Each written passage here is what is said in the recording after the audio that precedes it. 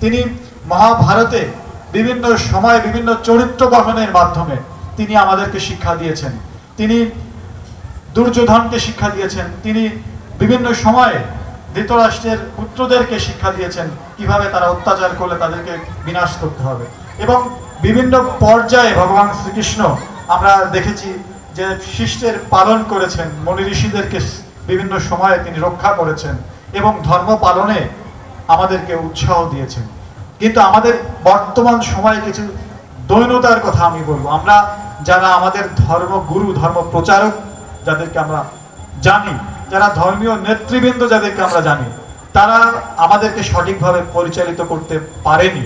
এটাই আমাদের ব্যর্থতা, আমাদের দৈন্যদশা। আজকে আমরা ভগবান শ্রীকৃষ্ণের জন্মতিথি উদযাপন করছি।